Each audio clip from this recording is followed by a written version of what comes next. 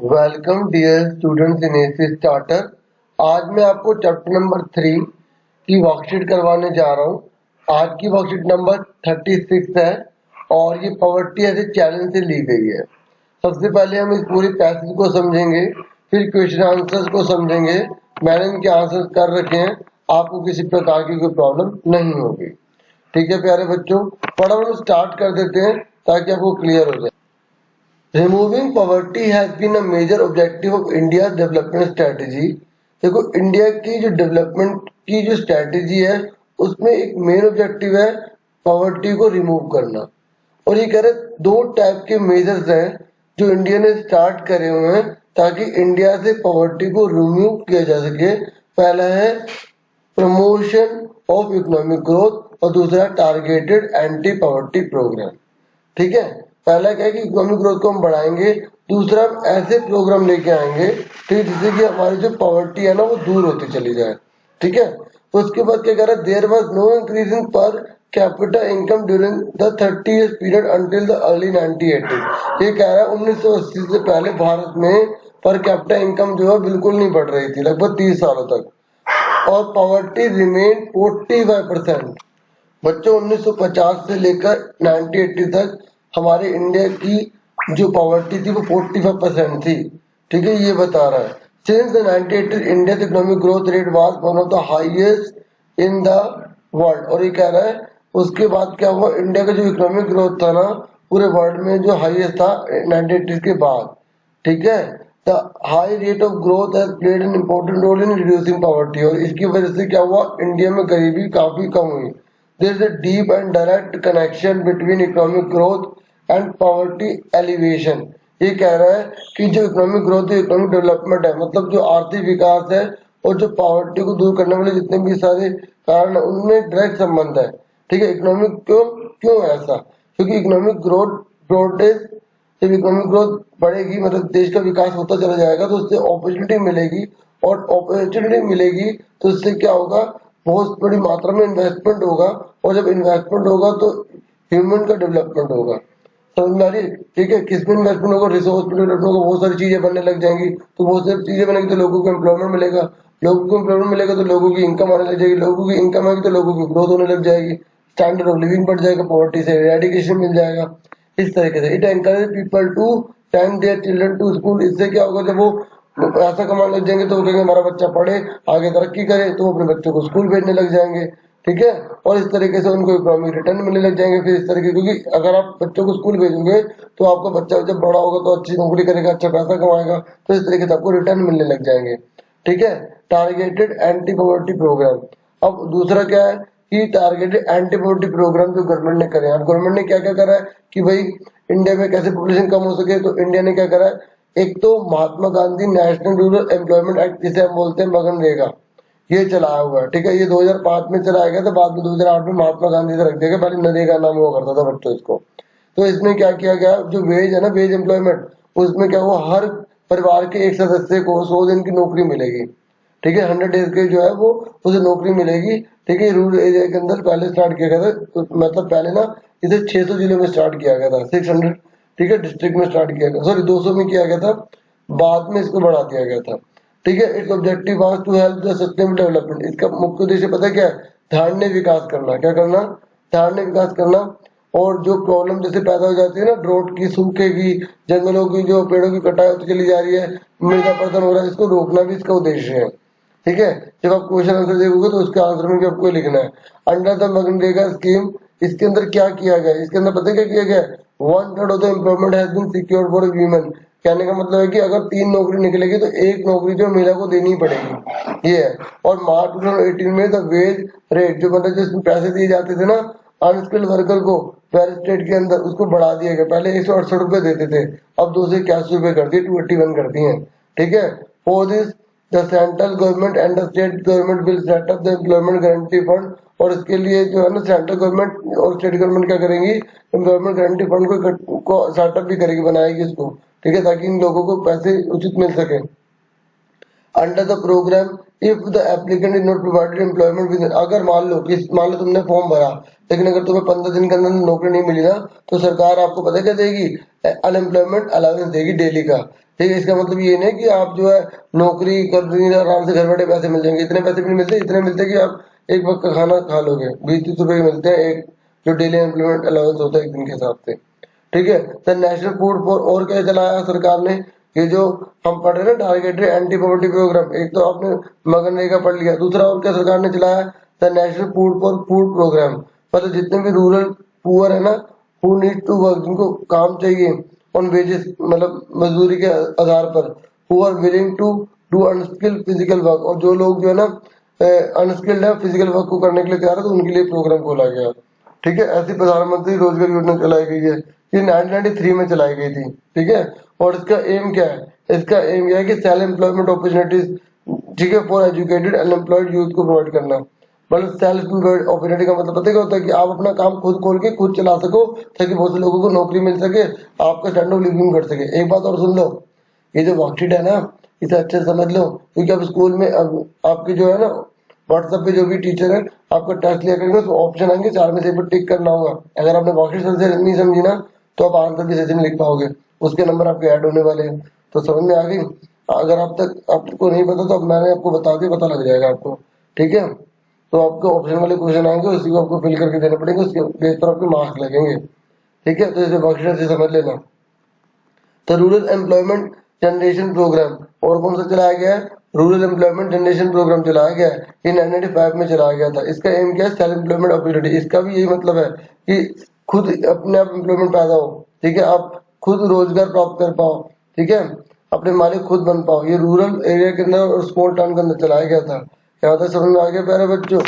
उसके बाद क्या है, उसके बाद एक और योजना चलाई गई थी, स्वर्ण जयंती ग्राम स्वरोजगार योजना। आपसे पता है एग्जाम में क्या पूछेगा, कि ये जो स्वर्ण जयंती ग्राम स्वरोजगार योजना ये कब आई थी, 1999 में आई थी ऐसे। इसका पर्पस क्या है, इसका पर्पस है कि organise aided poor families into self help group, मतलब उनको ना ऑर्गेनाइज करना। ऑर्गेनाइज का मतलब होता है एक फैमिली यहाँ, एक यहाँ, एक यहाँ है, तो पिछड़े हुए उन सबको एक साथ मिला देगी। फैमिली के मेंबर की बात नहीं होती जो पिछड़े हुए हैं, मतलब अलग अलग जो है ना घर, वो जिनको काम की जरूरत है उन सबको इकट्ठा कर लेंगे, फिर उसे ग्रुप बनवा लेंगे, और ग्रुप में आके वो सब लोग एक साथ काम करेंगे, फिर उसको बैंक से लोन मिल जाएगा, फिर वो अपना काम खोलेंगे, धीरे धीरे उन सबको नौकरी मिलने की, रोजगार मिल जाएगा। इस तरीके से ऐसे प्रोग्राम चलाए गए हैं अंडर द प्रधानमंत्री ग्रामोदय योजना। ये additional centre assistant is provided to the state, इसमें जो स्टेट राज्य सरकारें होती है उसको सेंट्रल गवर्नमेंट के द्वारा विशेष प्रकार की सुविधाएं दी जाती है, फॉर बेसिक फैसिलिटीज लाइक, उनको आधारभूत सुविधा दी जाती है, जैसे primary health, primary education, rural shelter, rural drinking water and rural electrification, ये सब प्रोवाइड किया जाता है इस योजना के अंतर्गत। ठीक है, ऐसी एक होती है अंत्योदय अन्न योजना। ठीक है, ये स्कीम पुअर के लिए, बहुत ज्यादा पुअर जो है, मतलब इनको 2 रुपए किलो गेहूं, 3 रुपए चावल ऐसे मिलता है इसके अंदर। अब ये कह रहा है हमारे भविष्य में कौन कौन से चैलेंज है। पॉवर्टी है सर्टेनली डिक्लाइन इन इंडिया, आपको पता ना कि इंडिया के अंदर पॉवर्टी कम होती चली जा रही है, बट इसके अलावा despite progress eradication of poverty is one of the India's most compelling challenge। ठीक है, ये कह रहा है इससे बाहर निकलना एक बहुत बड़ा चैलेंज है, मतलब कम तो रही लेकिन पूरी तरह खत्म होना बहुत बड़ी मुश्किल है ना। There is a wide disparity in poverty in rural and urban area and various state, क्योंकि देखो बहुत ज्यादा डिस्पैरिटीज पाई जाती है, बहुत ज्यादा विभिन्नता पाई जाती है। रूरल एरिया में कितनी गरीबी है, अर्बन एरिया में कितनी गरीबी है, अलग अलग स्टेट में अलग अलग गरीबी है, कोई राज्य बहुत गरीब है, कोई राज्य कम गरीब है, ऐसे। और इसलिए eradication poverty in country will only be possible, और हम इस पॉवर्टी से इरेडिकेट छुटकारा कैसे पा सकते हैं, ये बता रहा है, तभी पॉसिबल है जब हमारे देश में इकोनॉमिक ग्रोथ अच्छी होगी। ये भी जब आप क्वेश्चन पढ़ोगे उसमें पूछा गया आपसे। फ्री, अगर पूरे देश के अंदर फ्री प्राइमरी एजुकेशन दी जाए बच्चों को, आपको कोई दी तो जा रही है, लेकिन बहुत से बच्चे नहीं गेट कर रहे हैं, वहां तो उनको फैसिलिटी प्रोवाइड नहीं हो रही, माँ बाप भेज ही नहीं रहे हैं। ठीक है, तो हमें उनको विश्वास में लाना होगा। ठीक है, डिक्लाइनिंग ऑफ पॉपुलेशन ग्रोथ होते से बढ़ रही, तो इसका कम होना जरूरी है। Increasing empowerment of the woman, और जो वीमेन है उनको शक्ति मिलना बहुत ज्यादा जरूरी है सर। ठीक है ना, तो अगर वो एम्पावर्ड होंगी तभी तो आगे कुछ कर पाएंगी।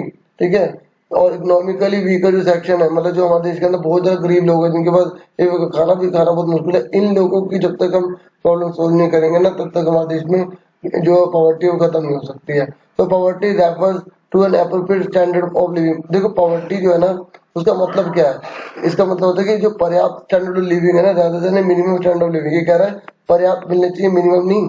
पर्याप्त मिलने चाहिए, मतलब उचित। अब मिनिमम का मतलब है कि पहले जैसे हम कहते थे ना, रोटी मिल जाए, कपड़ा मिल जाए, मकान मिल जाए, तो अब ये कह रहा है पॉवर्टी का मतलब, पॉवर्टी को से अगर हमें दूरी पानी है तो उसमें बंदे को जो है रोटी, कपड़ा, मकान के अलावा भी चीजें मिलनी चाहिए, तभी वो पॉवर्टी से दूर हो सकता है। The concept of poverty should extend to human poverty. ठीक है, और जो पॉवर्टी है ना, गरीबी के अंदर केवल जो ह्यूमन नीड है, खाली उसी को शामिल नहीं किया जा रहा। ये कह रहे जो पॉवर्टी है ना, उसको हमें मानव निधन तक बढ़ा देना चाहिए। देखो पॉवर्टी में तो रोटी, कपड़ा, मकान जैसी मूल आवश्यकता है जब नहीं मिल पाती तो उसे हम कहते हैं, जब कोई व्यक्ति रोटी को, ब्रेड को, क्लॉथ को ये अचीव नहीं कर पाता तो उसे पॉवर्टी कहते हैं। लेकिन ह्यूमन पॉवर्टी का मतलब है कि इसके अलावा, रोटी, कपड़ा, मकान के अलावा, जैसे फूड है, फूड के अलावा मतलब एजुकेशन हो गया, सिक्योरिटी होगी, ये नहीं मिल पा रही तो वो भी उसको मिलना बहुत ज्यादा जरूरी है। तो ये कह रहे पॉवर्टी को हमें एक्सटेंड करके ह्यूमन पॉवर्टी तक ले जाना चाहिए। ठीक है, कहने का मतलब ये है, यहाँ आगे लिखा हुआ लार्ज नंबर ऑफ पीपल में be able to get their food. बहुत बड़ी मात्रा में ऐसे लोग हैं जिन्हें खाना मिल जाता है but do not have education, लेकिन कोई एजुकेशन नहीं है। तो यही कह रहा है कि पॉवर्टी को ह्यूमन पॉवर्टी की तरफ ले जाना चाहिए। कहने का मतलब ये है कि उसे education, human health care facilities, employment, security, confidence and respect ये सब मिलने चाहिए। ठीक है, अगर मनुष्य को ये मिलता है तो वो ह्यूमन पॉवर्टी से बाहर निकल सकता है।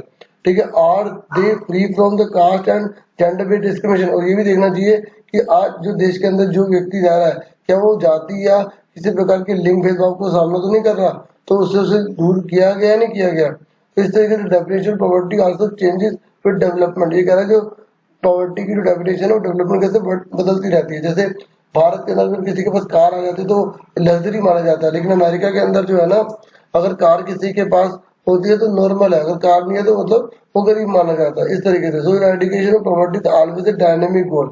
इरेडिकेशन जो है ना, जो पॉवर्टी को जो इरेडिकेशन है वो एक डायनेमिक है। डायनेमिक मतलब गतिशील परिवर्तन होने वाला है। ठीक है, मतलब जैसे अगर हमने फूड जो है अगर प्रोवाइड करवा दिया तो ये नहीं है कि पॉवर्टी खत्म होगी, फिर पॉवर्टी का रूप चेंज हो जाएगा। ठीक है, वो बदलता रहेगा और हमें उसका सामना लगातार करते रहना होगा। और अगर हमें इसको दूर करना है ना, तो हमें क्या करना पड़ेगा, health care, education, employment, security और जेंडर इक्वलिटी प्रोवाइड करनी पड़ेगी, तभी हम इस पॉवर्टी एडिकेशन से बाहर निकल सकते हैं। ठीक है, इस तरीके से मैंने आपको पूरा ये आपको समझा दिया। अब फटाफट क्वेश्चन देख लीजिए। पहला बोला which two type of the major are being taken by the government to overcome poverty. तो आप फटाफट देखिए, क्वेश्चन आंसर मैंने कर रखे हैं। ठीक है, वही सारे आंसर जो मैंने समझाए हैं। तो पहला प्रमोशन ऑफ इकोनॉमिक ग्रोथ, दूसरा टारगेटेड एंडेड पॉवर्टी प्रोग्राम। तो ये आप आंसर यहीं से लिख लेना। उसके बाद सेकंड क्वेश्चन है how is poverty affected by economic development. ये कह रहा है जो गरीबी होती है ना, वो आर्थिक विकास से कैसे प्रभावित होती है। भाई अगर आर्थिक विकास होता चलेगा तो गरीबी में कमी आती चली जाएगी ना, ये चीज लिखी है। ठीक है, इकोनॉमिक डेवलपमेंट जो होता है वो ब्रॉडन अपॉर्चुनिटीज। अगर किसी देश के अंदर आर्थिक विकास होता है तो वो कई प्रकार के बड़े बड़े अवसर प्रदान करता है। ठीक है, और जो है इससे क्या होता है, ह्यूमन डेवलपमेंट होता है, क्योंकि इसमें इन्वेस्टमेंट होगा तो मनुष्य का डेवलपमेंट होगा, और जब मनुष्य का डेवलपमेंट होगा तो इससे क्या होगा, गरीबी दूर होगी। और जब गरीबी दूर होगी तो मनुष्य क्या करेगा, उसके बाद स्टैंडर्ड लिविंग बढ़ेगा, तो वो अपने बच्चों को स्कूल भेजेगा, और जब बच्चों को स्कूल भेजेगा तो इससे क्या होगा, इकोनॉमिक रिटर्न मिलेंगे, फिर इसका बच्चा पैसे कमा के लाएगा। इस तरीके से, है ना। फिर अगले क्वेश्चन पे आ जाइए। ठीक है, थर्ड क्वेश्चन में बोला गया कि जो मनरेगा है उसके ऑब्जेक्टिव क्या है। पहला तो इसका ऑब्जेक्टिव यही है कि वेज एम्प्लॉयमेंट प्रोवाइड करता है। ठीक है, और जिसकी वजह से बहुत से लोगों को क्या जीवन जीने का साधन मिल गया उनको। ठीक है, ये लिखा हुआ है सारा। The objective of the Mahatma Gandhi national employment act 2005 MNREGA is to provide wage employment for every household for at least 100 days to secure livelihood in rural area, है ना। और उसके बाद दूसरा its objective was to help, दूसरा इसका क्या है, सस्टेनेबल डेवलपमेंट करना, क्या धारणीय विकास करना। ठीक है, और दूसरी जो ड्रोट है, डिफोरेस्टेशन है, सोइल इरोजन है, इन सब चीजों की में जो समस्या पैदा हो जाती है इससे दूर करवाना। ठीक है, उसके बाद अगला है what are the benefit of self employment scheme for youth. अगर सेल्फ एम्प्लॉयमेंट स्कीम होगी तो उससे यूथ को क्या फायदे होंगे। सेल्फ एम्प्लॉयमेंट, क्योंकि ये वर्कशीट में इसके बारे में बहुत कम लिखा था, इसलिए मैं पूरा समझा देता हूँ। Self employment provide opportunities for educated unemployed youth in rural area and small town. ये कह रहे हैं जो सेल्फ एम्प्लॉयमेंट जो होता है ना, वो अवसर देता है एजुकेटेड अनएम्प्लॉयड यूथ को, मतलब जो पढ़ा लिखा है लेकिन नौकरी नहीं मिल रही उसको एक अवसर देता है। ठीक है, मतलब नौकरी पाने का। क्या यहाँ लिखा भी, they are assisted in starting small business and industry. वो क्या कर सकते हैं, अपना बिजनेस छोटा सा स्टार्ट कर सकते हैं, इंडस्ट्री स्टार्ट कर सकते हैं। नौकरी उनकी खुद की, वो खुद के मालिक ही हो गए, है ना। Self employment is an effective source for fast and speedy development of a nation. अगर सेल्फ एम्प्लॉयमेंट होगा तो उस देश की तरक्की बहुत तेजी से हो जाएगी। This is an important measure for developing countries. और पता है क्या है, हम इससे किसी डेवलपिंग कंट्रीज को पता भी लगा सकते हैं कि उसने किस प्रकार से अपनी गरीबी अनएम्प्लॉयमेंट हंगर को दूर करा। It can contribute significantly in achieving the social economic objective of the country. उससे क्या होगा, अगर सेल्फ एम्प्लॉयमेंट होगा तो उसे सामाजिक और आर्थिक विकास भी होगा, उस उद्देश्य को भी पूरा किया जा सकता है। ठीक है, तो उसके बाद अब आप आ जाइए फिफ्थ क्वेश्चन पे आ जाइए। तो जो आपका फिफ्थ क्वेश्चन है, फिफ्थ क्वेश्चन में पूछा है what do you think can be done to overcome poverty. अगर आपको गरीबी से बाहर निकलना है तो आप क्या क्या कर सकते हो। ठीक है, जैसे इरेडिकेशन, अगर पॉवर्टी से हमें दूर करना है तो हमें हाई इकोनॉमिक ग्रोथ करनी होगी, हमें फ्री प्राइमरी एजुकेशन देनी होगी, डिक्लाइनिंग पॉपुलेशन ग्रोथ को कम करना पड़ेगा, ये सब वर्कशीट में था। और हमें इंक्रीजिंग एम्पावरमेंट ऑफ वुमेन, जो वीमेन है उसको हमें एम्पावर करना पड़ेगा, सशक्तिकरण करना पड़ेगा। और जो इकोनॉमिकली वीकर सोसाइटी है, मतलब economically weaker section of society है, उनको भी हमें क्या करना पड़ेगा, एम्पावर करना पड़ेगा। ठीक है, उसके बाद लास्ट है अलोंग विद रेजिंग फूड। ये कह रहा है अगर खाना दो, एकोमोडेशन रहने का स्थान दो, और क्या चीजें देनी चाहिए पर्सन को गरीबी दूर करने के लिए। ठीक है, तो आप क्या करोगे, आप क्या करोगे, तो आप बोलोगे हेल्थ केयर प्रोवाइड करना चाहिए, एजुकेशन देनी चाहिए, एम्प्लॉयमेंट सिक्योरिटी देनी चाहिए और जेंडर इक्वलिटी देनी चाहिए एक्स्ट्रा। इस तरीके से मैंने आपको पूरी वर्कशीट समझा दी है। ठीक है, तो उम्मीद करूंगा आपको अच्छा लगा होगा, क्लियर हो गया होगा, बहुत सी चीजें आपको समझ में आई होगी। आज के लिए इतना बहुत है। वीडियो को लाइक शेयर सब्सक्राइब जरूर करें। Thank you for watching and listening carefully.